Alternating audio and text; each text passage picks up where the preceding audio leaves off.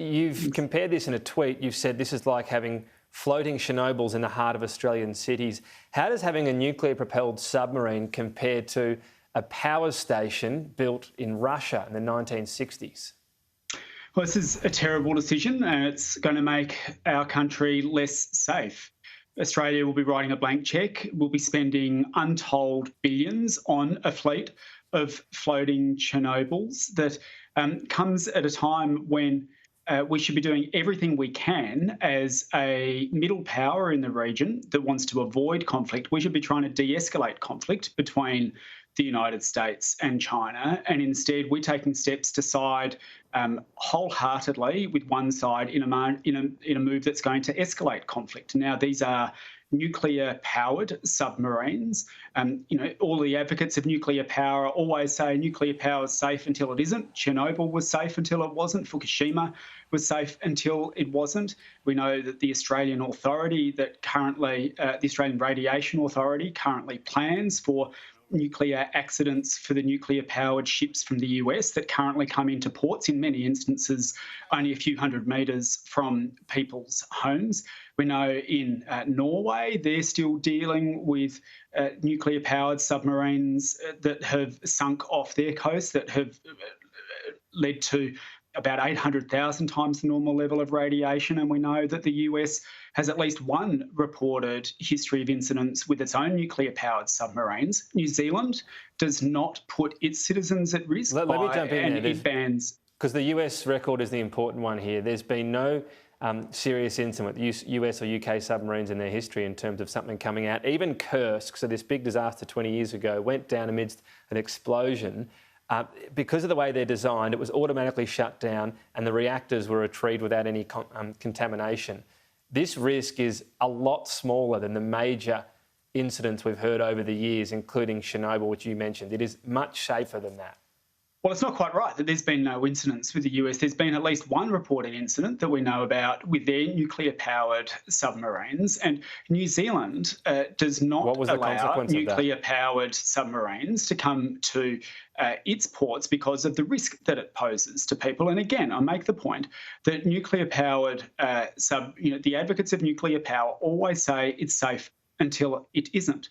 But this is about the strategic consequences of this are significant as well, because by buying nuclear-powered submarines, we basically become wholly dependent on another country for our ability to service them. Only a few years ago, I want to get into that, but just following on that.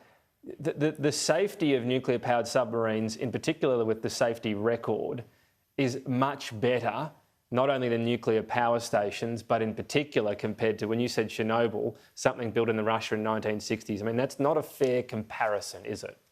Well, the question is, what happens when something goes wrong? And when something goes wrong, we saw something with Kursk, that is nuclear powered. The reactor withstood it. It was automatically shut down and retrieved without any contamination. They're still, in Norway, they're still dealing with 800,000 times, up to 800,000 times the usual level of radiation in areas off their seas. And there are huge questions about the potential consequences. Why is it that the Australian Authority, PANZA, currently already has in place plans for potential contamination, including amongst in areas where people live near our ports at the moment from the US nuclear-powered warships? It knows, because if it happens, there is the potential for an issue. But come back to that other point. We are now wholly dependent. We are now wholly dependent on another country for the technology and the ability to service and upgrade that technology. We're buying a nuclear reactor in a box. And if the US decides to change the technology or to withhold support for us, then we are at their mercy. And it's really concerning that the Prime Minister is calling this a forever partnership, because it means if another Donald Trump comes back in the United States, then we are now really nothing more or less than a small arm of their nuclear capacity, and that is very, very concerning. It means decisions won't be being made in Australia's interest; they're being made in another country's interest.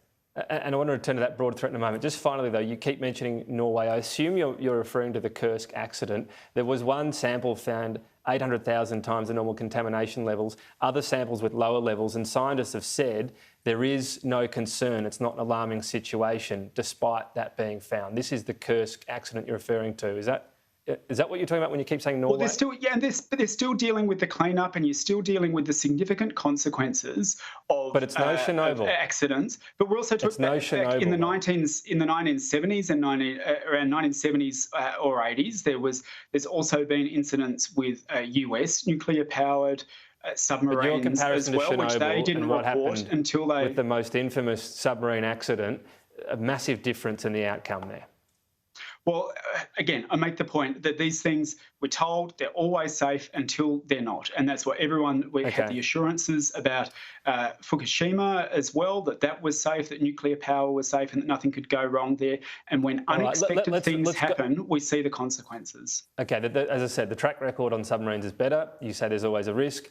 Let's talk about the defence policy, though, that you're alluding to. Your defence, or you call it peace and security policy, states non-violent conflict resolution is the most effective way of promoting peace, and also that all nuclear weapons must be abolished. Is that realistic in a time of Chinese aggression in our region, though? We massively need to reinvest now in nuclear disarmament. If we don't reinvest in nuclear disarmament, Australia has a lot to lose. And this is one of the really concerning things about the debate. At the moment? Well, let's talk about China's position. Let's talk about China's position at the moment. For many years, I mean, the Greens have been the only ones consistently in Parliament that have raised questions over many years about the authoritarian tendencies of the Chinese government and what has happened internally, and the crackdown on dissent and some of the concerns there. During the course of the mining boom, neither Liberal or Labor wanted to hear from us about that. They were happy with all the money that was rolling in.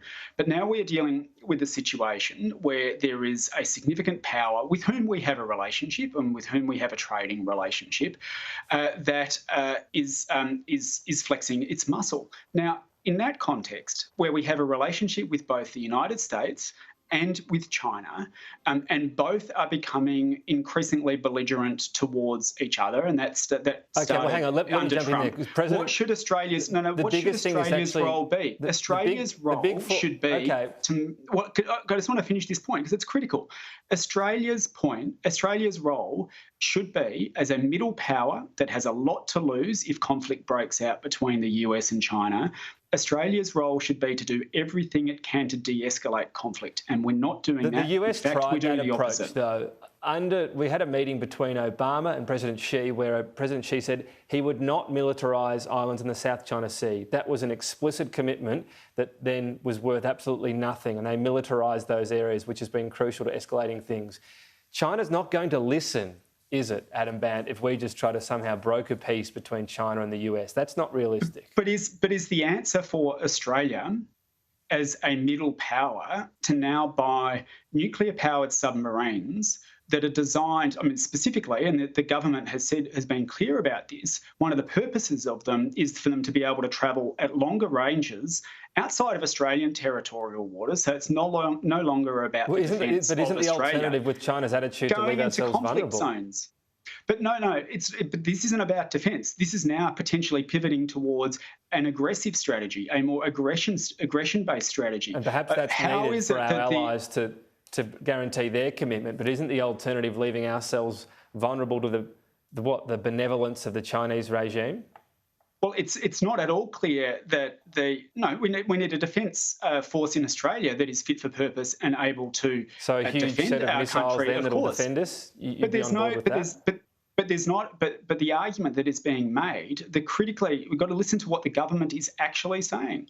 The argument that is being made for these nuclear-powered submarines is for them to have greater offensive capacity. Do we need either nuclear power ourselves, or do we need a huge set of missiles that can defend ourselves against the China attack or deter it? Is that what you're advocating? No, the best way of making Australia safe is to de-escalate conflict in our region and to invest in that. And this march towards saying, oh, well, look, which seems to be coming from the government, oh, well, look, conflict with China is inevitable, so let's just make sure we increase our armament, is extremely concerning, including becoming with nuclear power. Like, that is, we have a fork in the road moment. Are we going to march down the path towards war and spend untold billions arming ourselves? Or are we going to invest in trying to de-escalate conflict, working with those countries in Europe who want to de-escalate as well to do that? I'm already well over time, but Adam Bandt, thanks for your time today. Thank you.